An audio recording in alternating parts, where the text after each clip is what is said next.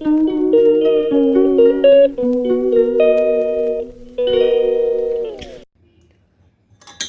అండి, ఇది మెంతులు ఇంకా కొంచెం రైసు ఇదండి. ఇవి మొత్తము నైటు నానబెట్టేసి ఇది కొంచెము అదే వేడి చేశాను. రైస్ అన్ని వేసాను కదా, కొంచెం లిక్విడ్ లాగా రావాలని.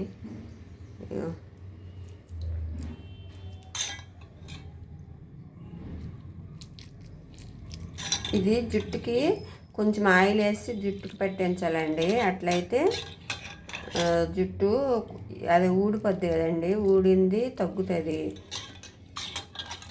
జుట్టు కూడా గ్రోత్ అవుద్దండి. ఇగో ఇది కొంచెం వేడి చేశాను, వేడి నీళ్ళు వేసాను. ఇది ఇప్పుడు ఫిల్టర్ చేసుకోవాలండి.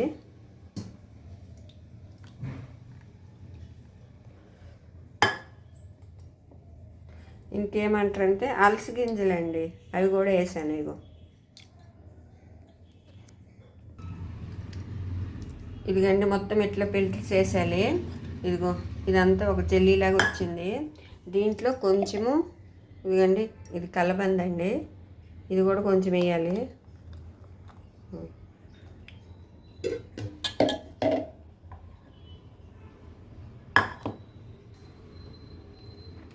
ఇదిగండి దీంట్లో ఇప్పుడు ఈ కొబ్బరి నూనె ఉంటే కొబ్బరి నూనె, ఆనందమైన నువ్వుల నూనె అయినా ఏమైనా ఇవ్వచ్చండి.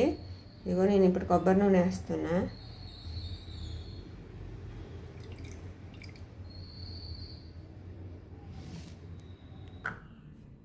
ఇది బాగా కలిపేసి తలకు బాగా మర్దన చేయాలండి.